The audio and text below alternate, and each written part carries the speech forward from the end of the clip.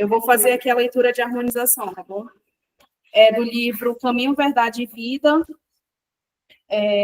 A leitura é Faze isso e viverás. E disse-lhe, respondeste bem, faze isso e viverás. Está em Lucas, capítulo 10, versículo 28.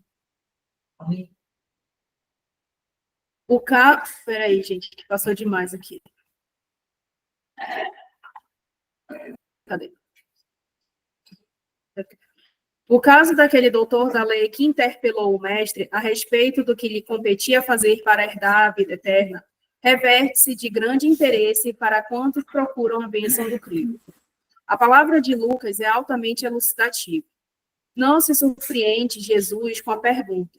Ele, conhecendo a elevada condição intelectual do consulente, indaga acerca da sua concepção da lei e fala sentir que a resposta à interrogação já se achava nele mesmo, incupida na tábua mental de seus conhecimentos.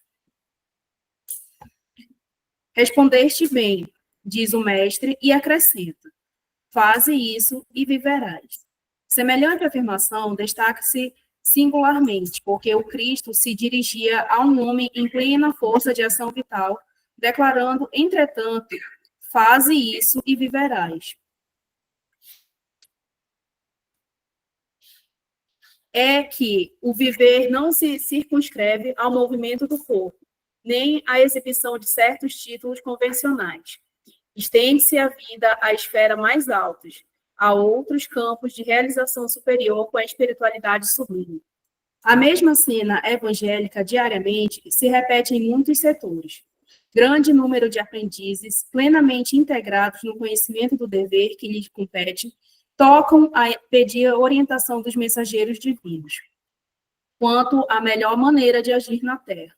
A resposta, porém, está neles mesmos, em seus corações que temem a responsabilidade, a decisão e o serviço áspero.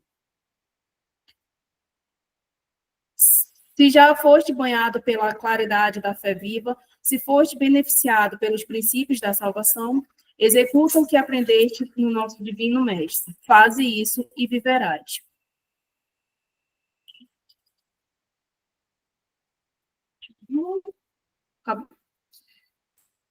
Então, vamos permanecer com os nossos pensamentos elevados a Cristo, pedindo que possamos receber a ajuda necessária nesta palestra para o entendimento. Senhor, auxilia o nosso irmão, que aqui vai proferir palavras, e que tenhamos condições de entender o que aqui for dito. Muito obrigada e que assim seja.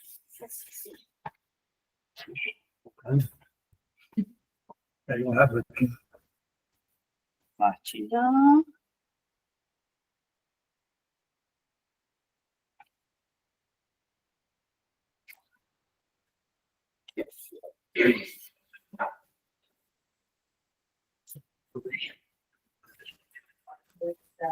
Uma boa noite a todos. É uma satisfação estarmos aqui, mais uma vez, no Bezerra de Menezes, para compartilharmos os esclarecimentos da espiritualidade sobre um assunto de vital. Dando continuidade, a nossa exposição hoje é sobre a culpa, do livro As Dores da Alma.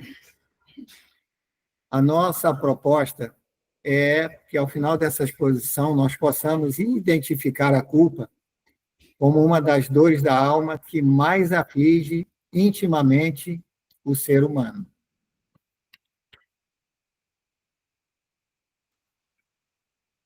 E nós vamos caminhar, durante essa exposição, pelo seguinte roteiro: consciência de culpa, fatores geradores da culpa, causas e consequências da culpa e ações para erradicar, ou seja, para eliminar a culpa em nós. Então, nós vamos compartilhar agora os esclarecimentos da espiritualidade sobre a consciência de culpa. No livro Momentos de Saúde, de Joana de Ângeles, no capítulo 9, ela nos fala que, entre os flagelos ou as torturas íntimas, que mais golpeiam o ser humano, produzindo inomináveis aflições, a consciência de culpa ganha destaque. Inclusive, num curso que está sendo ministrado pela Casa, sobre obsessão e desobsessão, nós vamos ver a culpa como um dos fatores que acabam viabilizando o processo obsessivo.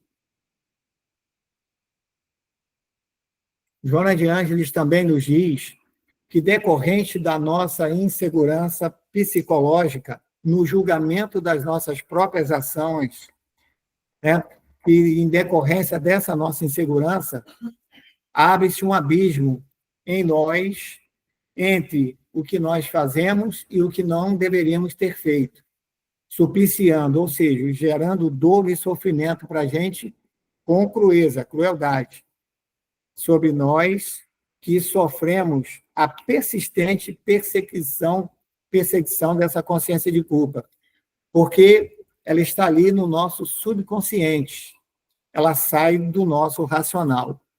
E vamos ver um pouquinho mais sobre essa insegurança psicológica, por que ela acontece em nós. No livro Autodescobrimento, ainda a benfeitora Joana de Ângeles, no capítulo 2, o ser emocional, ela nos traz um esclarecimento interessante. Ela diz que o homem e a mulher, pela sua estrutura evolutiva, são essencialmente seres emocionais, recém-saídos do instinto, em processo de conscientização, né, na nossa caminhada evolutiva, demoram-se em trânsito entre o primarismo, a sensação e a razão, passando pela emoção. Então, a emoção ela faz parte do nosso processo evolutivo. E lá no Evangelho segundo o Espiritismo, no capítulo 11, o Espírito Lázaro fala, na Lei do Amor, sobre isso, que na nossa caminhada evolutiva, no princípio somos instintos, depois sensação, da sensação passamos para o estágio dos sentimentos, e a sublimação do sentimento é o amor. E aqui Joana de Ângeles amplia. Nós passamos pela emoção nesse contexto, quando saímos do primarismo, da sensação, e chegamos na parte racional. Só que Joana de Ângeles traz uma informação interessante para nós. Mesmo quando adquirimos o senso de discernimento, após nos intelectualizarmos e acreditando possuirmos um grande controle da nossa emoção, dela não nos libertamos como a princípio gostaríamos. E nós vamos ver por que isso acontece. Então, o nosso lado racional, muitas vezes, ele nos informa que não devemos reagir de uma forma irracional quando se fala de emoção, mas mesmo assim acontece, porque ela vem do nosso subconsciente e atinge o nosso físico.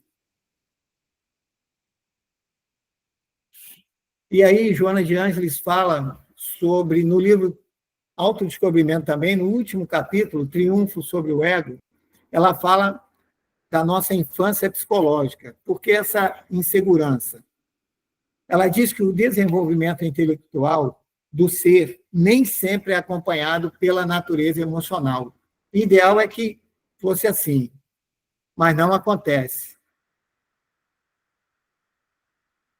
Joana de Ângeles nos diz que a conquista do conhecimento cultural faz-se com relativa facilidade, quando somos portadores de equilíbrio mental, e essa conquista do conhecimento cultural se faz mediante o estudo, o exercício, as leituras.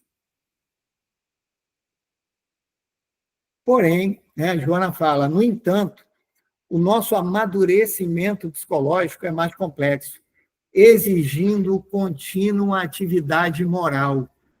Aí entra a preocupação, a importância que a doutrina espírita coloca em fazermos a nossa reforma íntima, tendo como bússola orientadora o Evangelho de Jesus.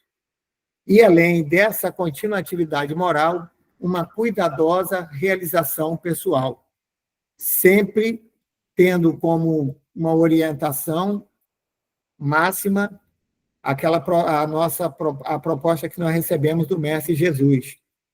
É necessário vigiarmos e orarmos, né? Para que possamos realizar uma cuidadosa realização pessoal.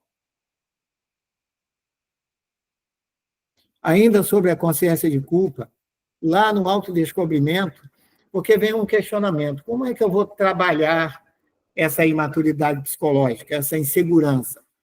Aí Joana nos diz assim: nesse sentido, a doutrina espírita sintetiza ambas as visões psicológicas. Essas visões que Joana fala é em relação ao que a cultura oriental e ocidental fala sobre essa conquista do domínio das nossas emoções.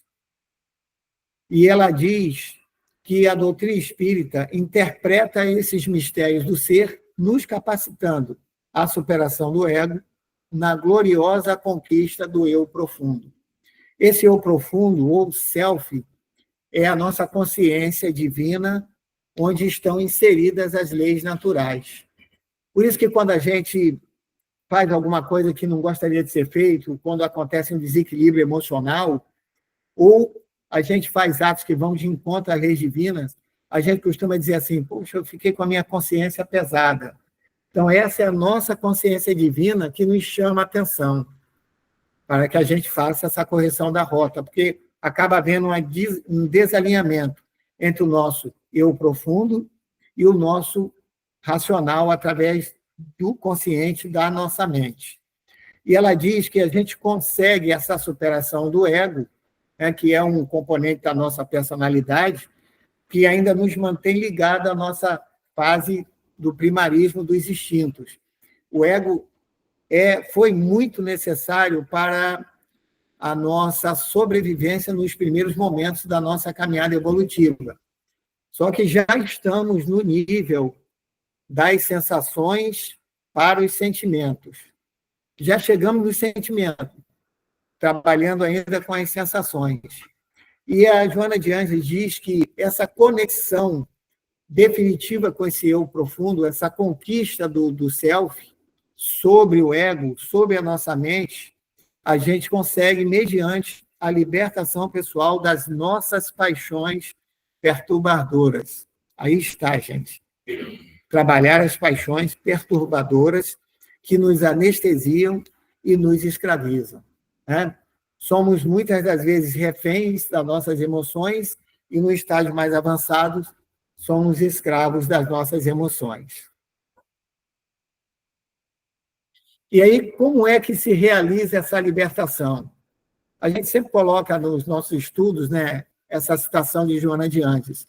Lá no livro Ser Consciente, na introdução, Joana de Ângeles diz assim: o ser consciente deve trabalhar-se sempre partindo do ponto inicial da sua realidade psicológica, aceitando-se como é e aprimorando-se sem cessar. Então, nos aceitar não é nos acomodar. Com respeito à nossa veneranda psicóloga, eu costumo dizer aceitando-se como estamos, né? Porque essa nossa condição de segurança é um estágio da nossa caminhada evolutiva e uma fase que nós precisamos corrigir. E Joana diz, aprimorando-nos sem cessar. Mas ela continua, somente consegue essa lucidez aquele que se autoanalise, e o autodescobrimento faz parte desse processo, o autodescobrimento, o autoconhecimento.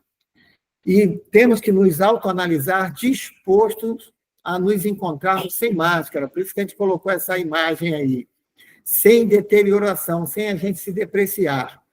E Joana enfatiza uma parte importante. Para isso, nós não devemos nos julgar, nem nos justificarmos, não nos acusarmos e nem nos culparmos, que é o tema da nossa exposição de hoje. Apenas nos descobrirmos, nos aceitarmos e nos aprimorarmos através da nossa reforma íntima. Então, isso nós vamos conseguir trabalhar a nossa consciência de culpa, eliminar ela de nós. Nós vamos passar agora para os fatores geradores da culpa. No livro As Dores da Alma, Hamed, a culpa são 3 partes. Né? Na parte 1, Hamed fala sobre a religião e a culpa.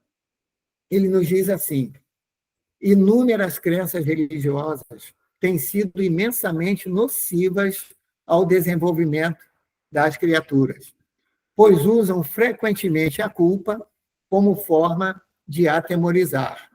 Com isso, obtêm a submissão dos indivíduos, de todos nós, ou a maioria de nós, conduzindo-os a seu bel prazer.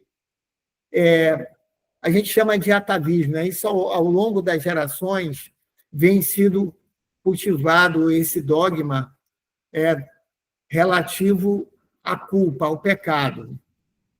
E isso nos limita, porque nós colocamos, colocada esse condicionamento como se Deus não nos punisse. Nós vamos ver no outro slide. E isso ainda está arraigado no nosso subconsciente como uma crença. E isso limita a gente bastante, porque faz parte da nossa religiosidade e interfere bastante no nosso processo de erradicação dessa consciência de culpa. Porque a gente coloca no nível do divino, do religioso, ou, como nós falamos ainda há pouco, da religiosidade, e isso bloqueia o nosso subconsciente no sentido de nós trabalharmos essa erradicação da consciência de culpa. E Hamed continua. Um dos conceitos mais apregoados, ou seja, mais divulgados, né, pelas religiões convencionais, é que a divina providência, Deus, age através do castigo e da vingança. E de que Deus, quando se decepciona conosco, impede-nos de desfrutar e participar das benesses dos reinos dos céus. Isso é arraizado, ele fica ali como uma crença armazenada no nosso subconsciente que dificulta a nossa reação em relação a essa consciência de culpa. Por isso que foi colocado ali na primeira fase do roteiro, no primeiro tema, a consciência de culpa. E um dos fatores que contribuem bastante é esse nosso conceito, essa nossa crença do castigo divino. A doutrina espírita nos esclarece bastante que Deus não nos pune, não nos castiga. Apenas estamos cumprindo uma lei, a lei de causa e efeito. E Jesus fala sobre isso, né? Que a semeadura que nós realizamos em nossa vida é livre, mas a colheita é obrigatória. Então, Deus não interfere nesse processo, muito pelo contrário. Deus nos atende através de sua misericórdia às nossas necessidades quando infringimos as leis divinas, né? Nos orientando, nos inspirando o caminho que devemos seguir para nos repararmos perante as leis divinas. Aí, também, outro fator muito ligado a nós, quando pais, principalmente as mães, né?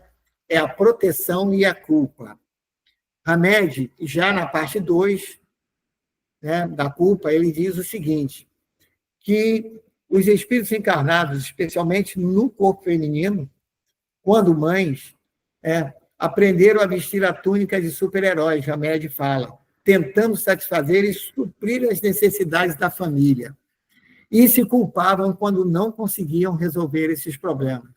Não sei se alguma das irmãs aqui no presencial já passou por esse processo emocional, mas Hamed está elencando aqui como um dos fatores que desencadeiam a culpa, né? A culpa materna.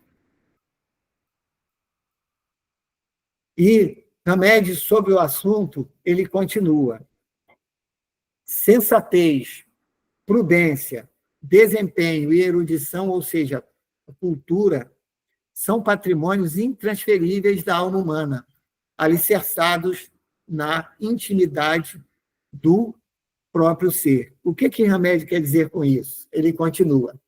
Dessa maneira, o ponto de vista do Hamed, né, ele diz, podemos entender que, quanto mais impedirmos as pessoas com as quais convivemos de agir e de pensar por si mesmas, mais estaremos dificultando suas oportunidades de amadurecimento e de crescimento espiritual.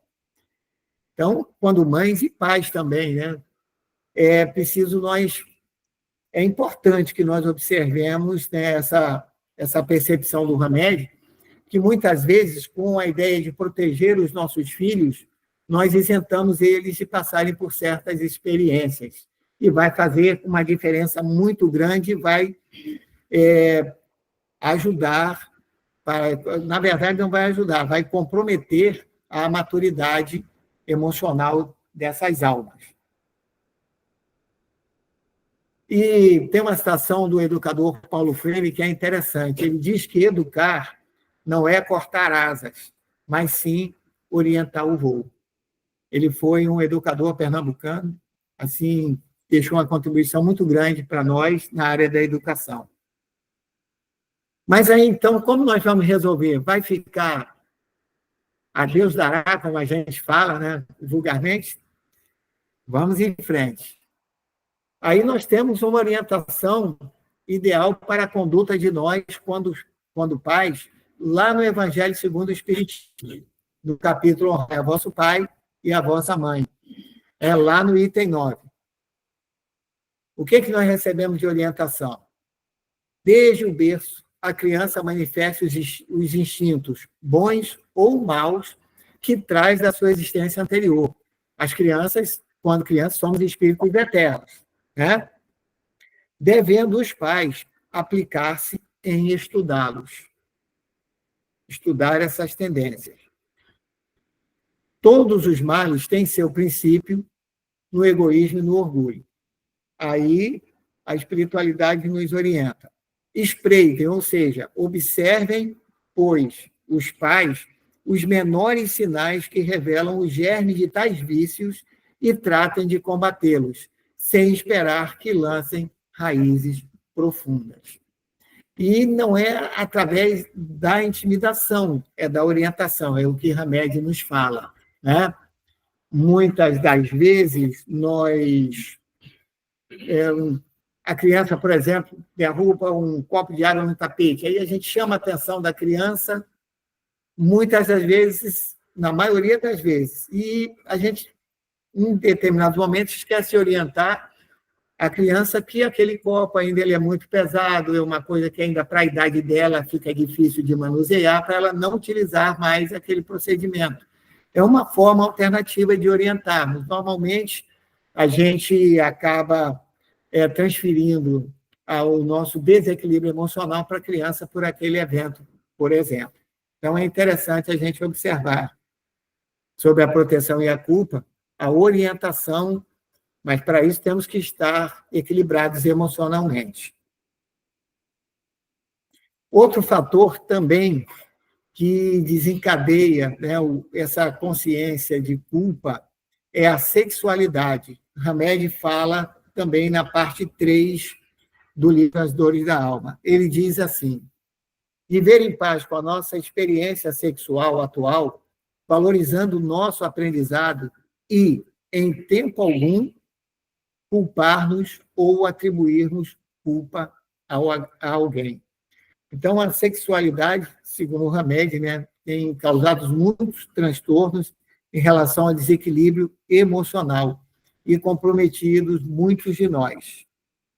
E ele diz assim: a sexualidade é a área em que a culpa mais floresce na sociedade. E por ser um assunto muito delicado, aquilo fica dentro de nós, né, esse desequilíbrio, e poucas vezes a gente busca ajuda, tenta resolver o problema por si só. Então, Hamed diz assim: como pouco sabemos sobre a sexualidade, ficamos praticamente confinados às ideias e opiniões alheias. E a sexualidade, pelo menos na minha geração, era um tabu, gerava um tabu muito grande, e poucos nossos pais comentavam. Mas Hamed nos fala que as ideias e opiniões alheias acabam interferindo nesse nosso processo de maturidade psicológica em relação à sexualidade. Aí eu trouxe aqui uma informação do Google só para a gente entender, porque às vezes nós confundimos sexualidade com ideologia de gênero. Então, a sexualidade, ela diz respeito aos nossos desejos, atração e prática erótica, que é referente, a prática é referente aos nossos desejos sexuais.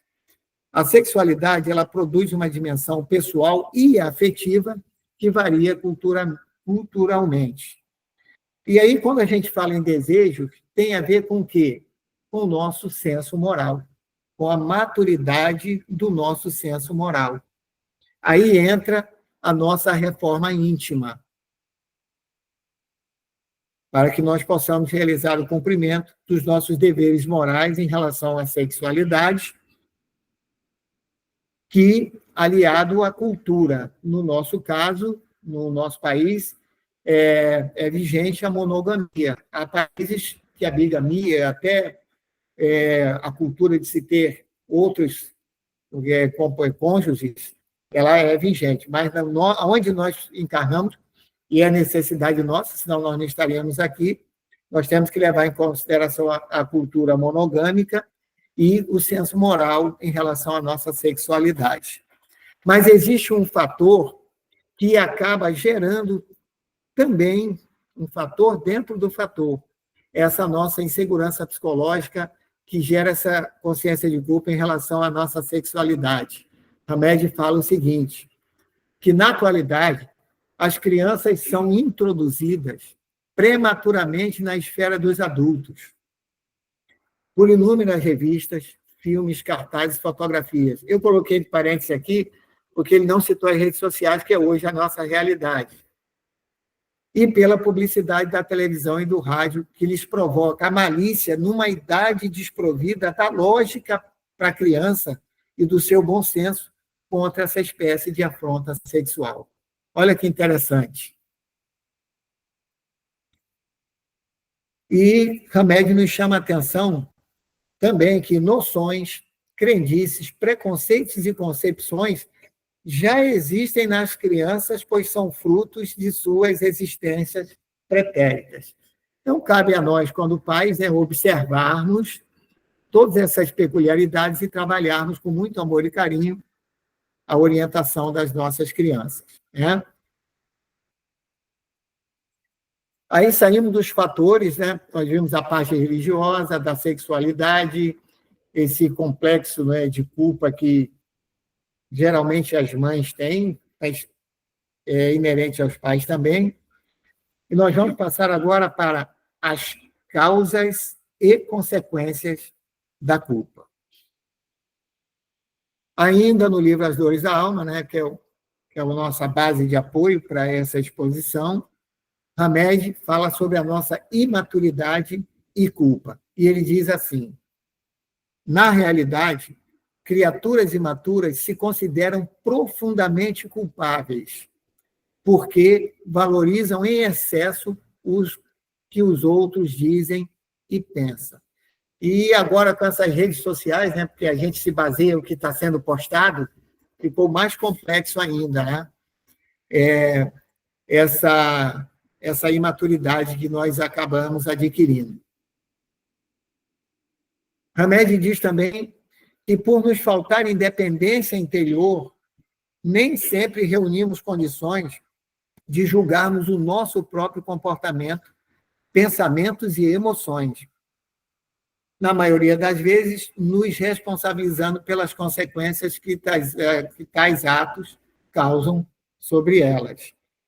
Então, a gente assume a consciência de culpa, e isso pode gerar até um processo depressivo e, em situações, estágios mais avançados, até levar o ser humano ao suicídio por conta de uma consciência de culpa, de um estado de culpa. E Hamed diz assim, que, além disso, nessa situação, estarmos infelizes, ocorre outro fenômeno. Quando não nos culpamos, atribuímos a culpa aos outros. Né? Vou colocar a imagem aqui para a gente relaxar um pouco, mas aí caiu o objeto, e aí quem é o culpado? A criança aponta para o cachorro aponta para o gato, e o gato aponta para a criança. Não é assim, na verdade, que funciona, mas, em geral, a gente vai sempre arrumar o culpado. Mas quem tem mais de um filho, 2 filhos, normalmente fala, não, foi ela, foi ele. Lá em casa, de vez em quando, acontecia isso. Um culpava o outro.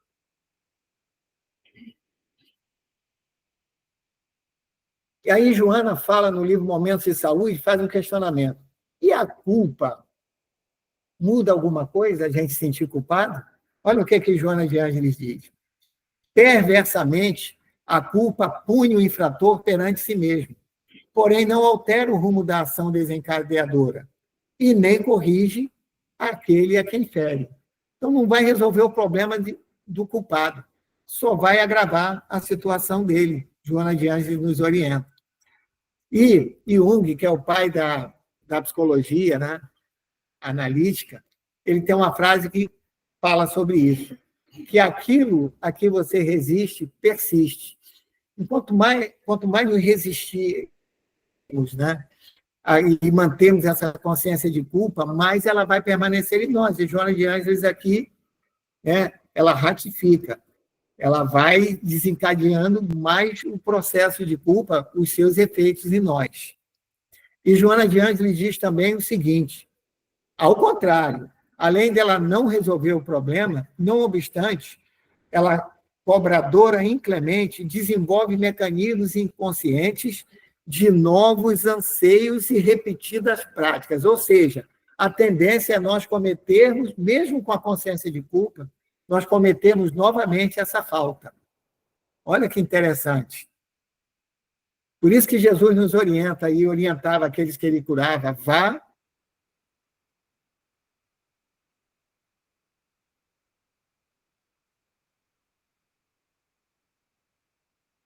ainda há pouco, do autodescobrimento, a aceitação e a busca do aprimoramento, nós ficamos nesse círculo da consciência de culpa e acabamos praticando novamente as mesmas faltas inconscientemente, né? Por conta desse processo. E quanto a isso, Jung também fala, tudo aquilo que não enfrentamos em vida acaba se tornando o nosso destino. Olha que interessante para nós refletirmos, né? Não, eu não vou mexer nisso, não, eu vou deixar isso aqui para depois eu resolvo esse problema. E aí a tendência vai ser acontecer novamente, e como é referente ao emocional, está lá no inconsciente, eu não vou ter controle e pode ter uma consequência mais desastrosa que a primeira.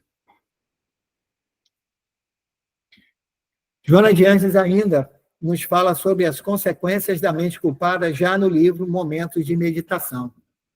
Ela diz assim, que a impossibilidade que experimenta o culpado de dissimular o delito, quer dizer, a gente não consegue simular. Por quê?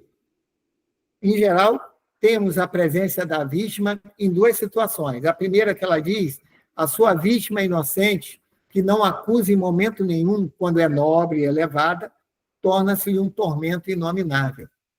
Então, aquela pessoa acabou relevando, mas aí agrava a nossa consciência de culpa. Olha que interessante.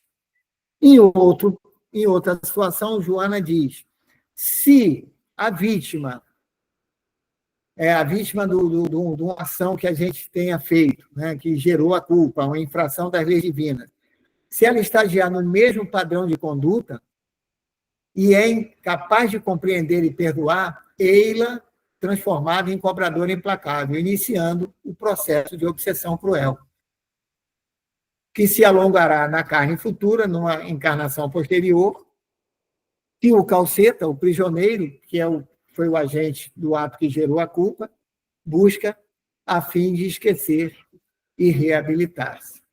E esse processo pode acontecer também, nós estamos vendo no curso de obsessão e desobsessão, do encarnado, que é o culpado, para a vítima que desencarnou, né, que é um processo complexo também.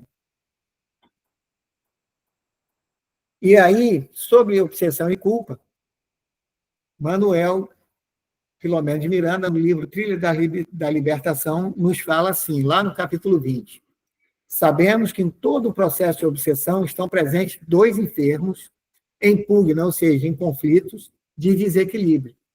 Desequilíbrio psíquico e emocional. A consciência de culpa do hospedeiro, no caso, quando se torna obsidiado, aquele que gerou em si uma consciência de culpa, desarticula o campo vibratório que o defende do exterior, desse processo obsessivo. E nessa área deficiente, por sintonia, fixa-se a indução perturbadora do hóspede, que é o obsessor. Olha só, a importância de nós trabalharmos e erradicarmos a nossa consciência de culpa. É importantíssimo. Aí passamos para a quarta fase, que são ações para erradicarmos, ou seja, eliminarmos a culpa.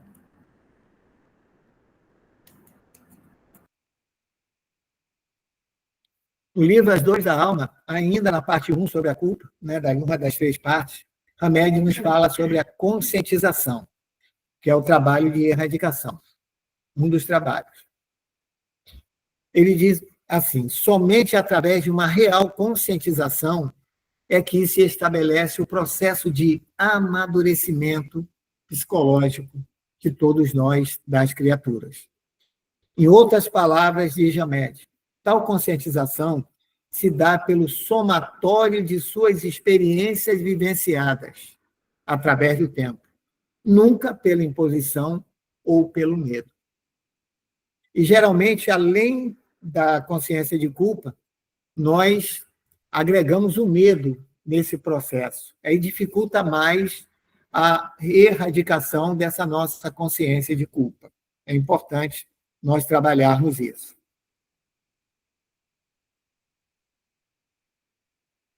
E já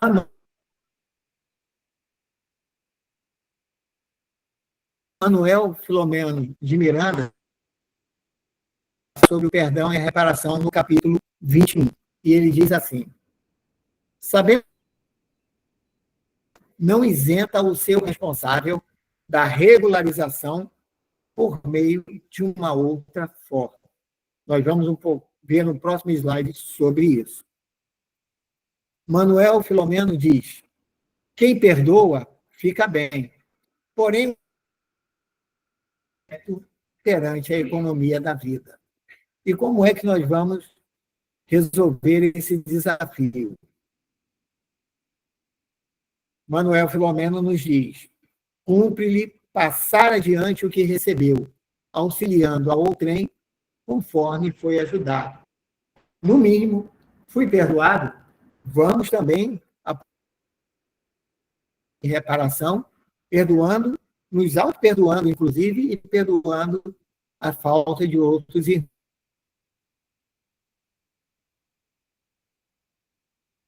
irmãos que vêm.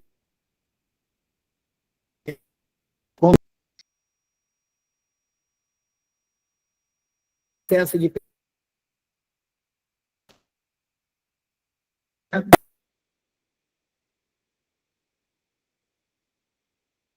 futura, que fala para nós o seguinte, fala sobre esse processo. O arrependimento é o primeiro passo para o aperfeiçoamento, o arrependimento sincero. Mas sozinho não basta. É preciso ainda a expiação, que é o sofrimento que nós vamos ter por conta das nossas faltas. Por exemplo, se eu enganei alguém, eu vou sofrer porque aquela pessoa não vai confiar mais em mim. E talvez um grupo de pessoas que estejam no meu convívio também e tomarem conhecimento dessa minha falta. E a reparação. Como é que funciona esse processo? O céu e o inferno, a obra nos diz: arrependimento é o primeiro passo, expiação e reparação.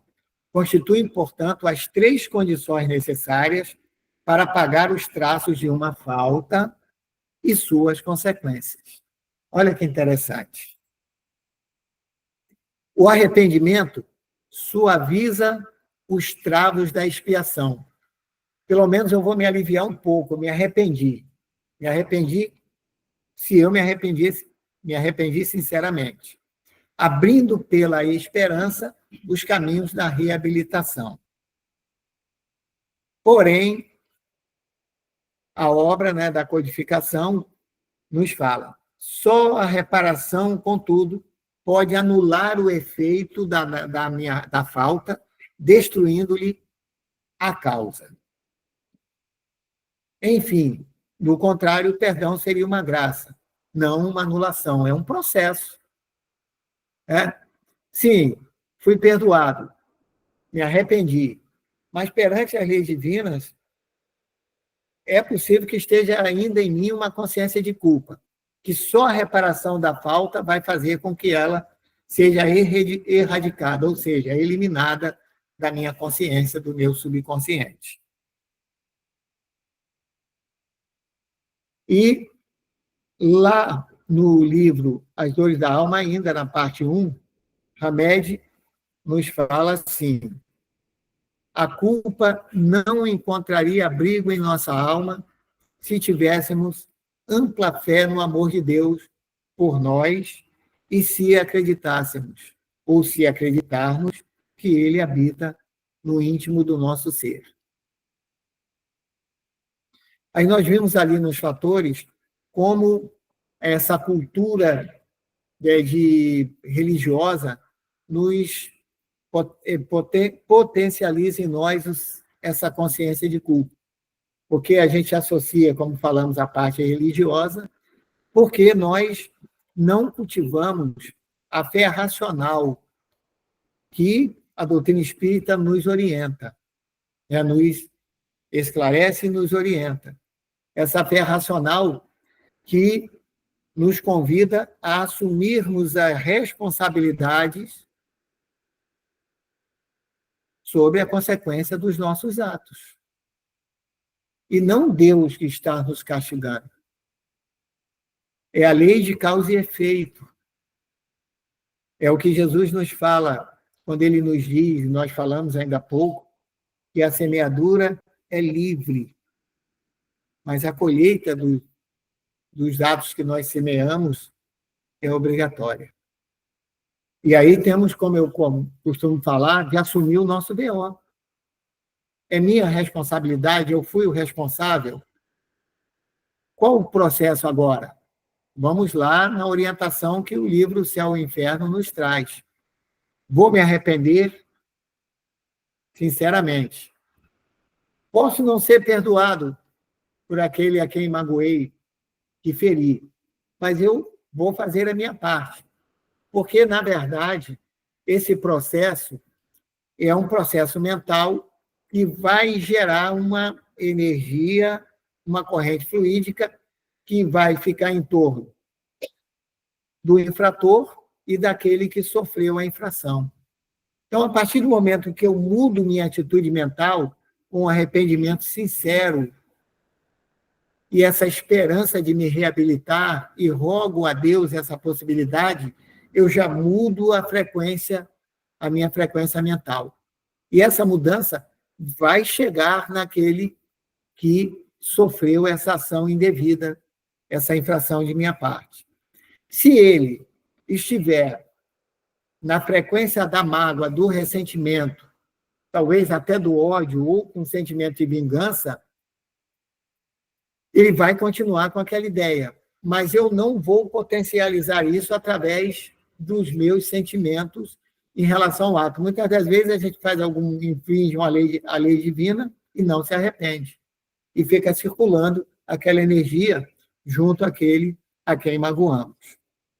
Então, é importante a gente ter essa consciência de que somos filhos de um Pai bom, justo e misericordioso, que vai nos oferecer a oportunidade de repararmos as nossas faltas perante as suas leis. Mas nos desequilibramos, infringindo a lei divina, nós vamos ter as consequências da expiação, mais a possibilidade da reparação. E Joana de Ângeles nos diz, em momentos de saúde, algumas recomendações assim interessantes, importantes para nós, reforçando o que Hamed falou no slide anterior. Ela diz assim: sempre que errares, recomeça com o entusiasmo inicial. a dignidade, a harmonia, o equilíbrio entre consciência e conduta tem um preço: a perseverança no dever. E Joana de Ângeles está falando aqui não nos deveres materiais, que as profissões, até nos deveres materiais em relação à família, mas o dever moral. É fundamental, né? Buscarmos a perseverança no cumprimento do dever moral, que, por si só, já vai evitar que nós infringemos as leis divinas. Mas, se acontecer, temos que, nesse processo de arrependimento sincero, expiação e reparação, perseverarmos no cumprimento do dever, para realizarmos, consolidarmos essa reparação e para, como Jesus nos orienta, não voltarmos a infringirmos as leis divinas, ou como Jesus nos diz, através dos evangelistas, não tornarmos a pecar.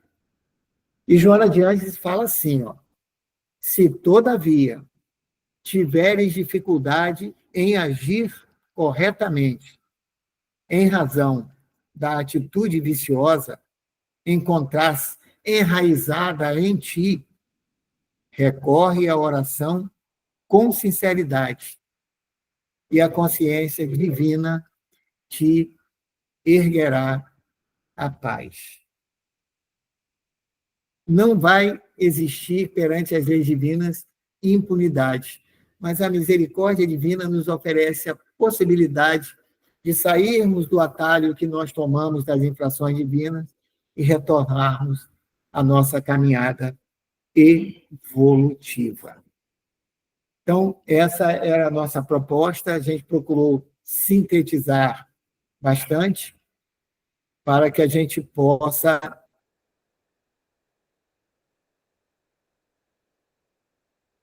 através desses esclarecimentos, de mantermos a esperança, a fé,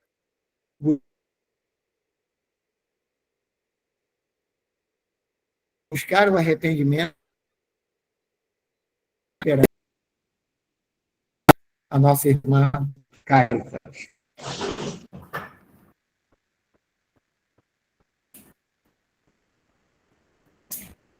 Não, mas quando eu tinha 20 anos, eu namorei uma palestra muito boa, tema maravilhoso. Parabéns a todos que participaram e que desenvolveram essa palestra.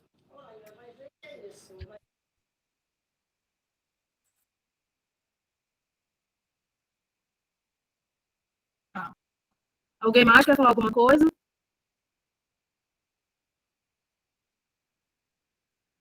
Não? Perguntas, acréscimos?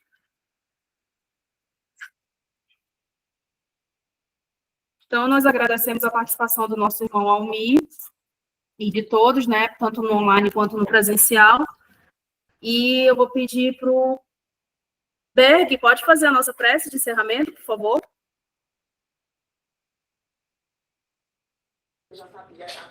Sim, posso sim.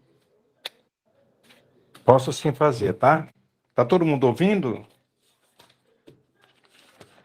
Eu estou sendo ouvido? Estamos ouvindo, sim. Sim, está sim, Berg. Então vamos lá. Então vamos fechar os nossos olhos, pensar em Jesus. Agradecemos a Deus, ao nosso Mestre Jesus Cristo e aos bons espíritos que se dignaram de participar e de presenciar essa linda palestra do nosso irmão Almir.